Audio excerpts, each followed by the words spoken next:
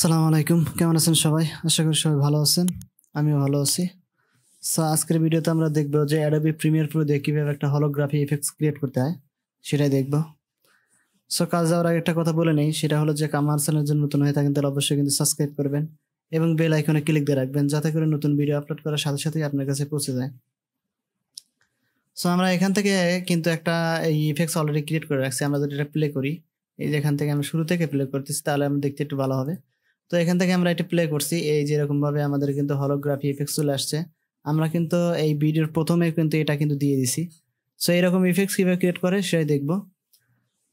আমরা কি করব, প্রথমে যেটা করব, আমাদের এটা প্রজেক্ট ম্যানেজার, আমরা এখান থেকে প্রজেক্ট নিয়েছি, সেই প্রজেক্টে চলে যাব। যাওয়ার পরে আমাদের এখানে কিছু ভিডিও কিন্তু এখানে নেওয়া আছে।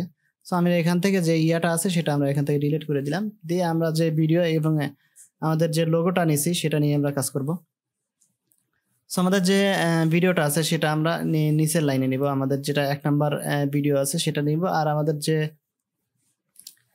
ইয়াটা আছে, ইমেজটা আছে, কিংবা আমাদের পিএনজি যে ফাইলটা এনেছি সেটা আমরা উপরের ইয়াতে আমরা ইনপুট করব।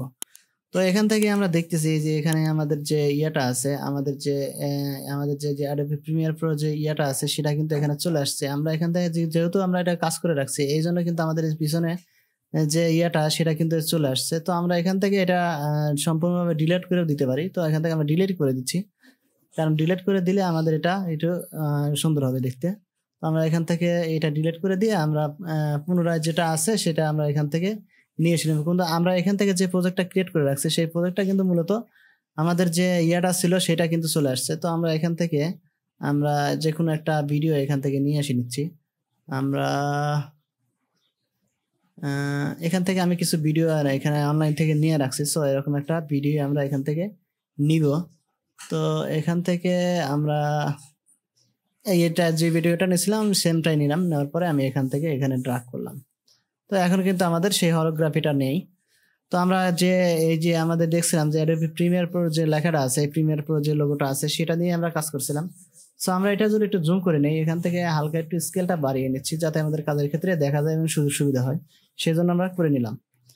নেওয়ার পরে আমরা প্রথমে যেটা করব, আমাদের এখানে যে ইফেক্টস আছে সেই ইফেক্টসে চলে যাব। যাওয়ার পরে আমরা এখান থেকে যেটা আমাদের যে ইফেক্টসটা আমরা এখান থেকে ইনপুট করব সেই ইফেক্টসটা এখানে লিখে নিব। আমরা এখানে লিখব লোমেট্রিক কালার, যেটা আছে লোমেট্রিক কালার নিয়ে এইটা কালারটা আমরা একটু কমিয়ে দেব। তো লোমেট্রিক কালার নিব আগে, প্রথমে যেটা আছে লোমেট্রি। আমরা এখান থেকে যে লোমেট্রি লিখি, ঠিক আছে, লোমেট্রি লেখার সাথে সাথে কিন্তু আমার এটা চলে আসবে। এখানে আমার এই কার্ডটা দিতে ভুলে গেছি, লোমেট্রি।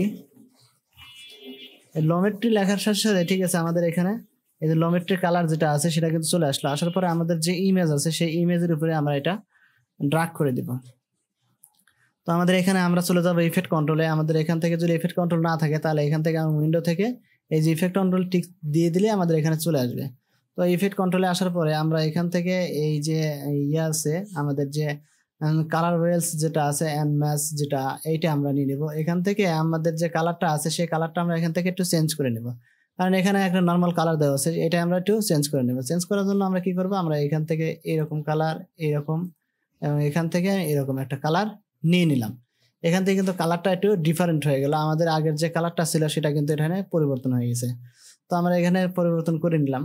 নেওয়ার পরে আমরা এখান থেকে আরেকটা ইয়া করব, আমরা এখান থেকে সেটা হলো আমাদের এই অপাসিটি যেটা আছে, এই অপাসিটি, সেই অপাসিটি এটা আমরা কমিয়ে দেবো। কিন্তু আরেকটা ইফেক্টস আমরা অ্যাপ্লাই করব, সেটা হচ্ছে আমাদের ওয়েভ যেটা আছে এইটা আমরা এখানে অ্যাপ্লাই করব।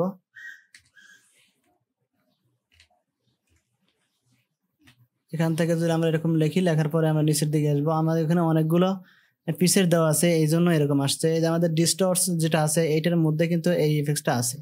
তো এখান থেকে আমরা এটা ইনপুট করে দিলাম। দেওয়ার পরে আমরা এখান থেকে নিচে চলে যাব, যাওয়ার পরে এখান থেকে আমরা যে ওয়েভ যেটা আছে এটা আমরা 10 করে দিব, কিংবা আমরা যেরকম ভাবে থাকুক আমি 10 করে দিচ্ছি। 10 করে দিলে আমাদের এটা কিন্তু এই যে এরকম চলে আসলো।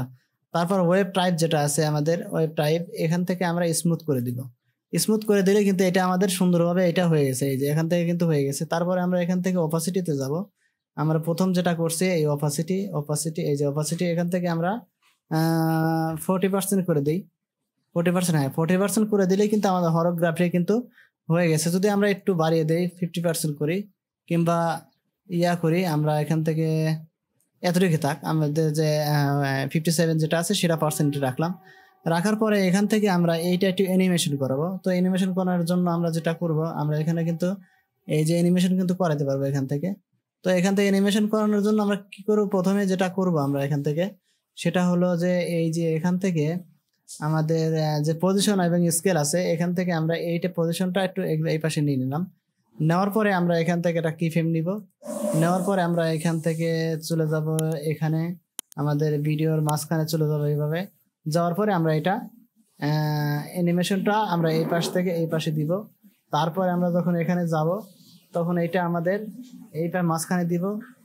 তারপরে আমরা যখন অ্যানিমেশন করাতে চাই তখন এখান থেকে আমরা উপরের দিকে দিয়ে দিতে পারবো, উপরের দিকে দিব।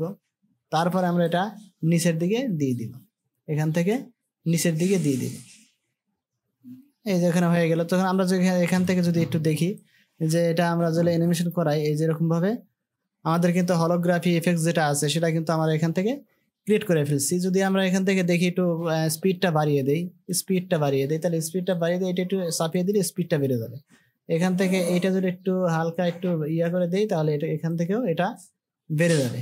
আমরা একটু বেড়ে দিচ্ছি এখান থেকে।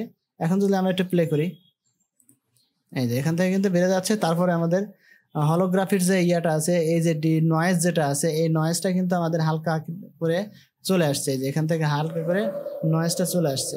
এখানে আমরা যে ইয়াটা করছি সেটা ওই নয়েজটার জন্য আমাদের এখান থেকে আমরা যদি একটু ভারী করে দিই তাহলে কিন্তু এখান থেকে আরো একটু ইয়া কিন্তু চলে আসবে।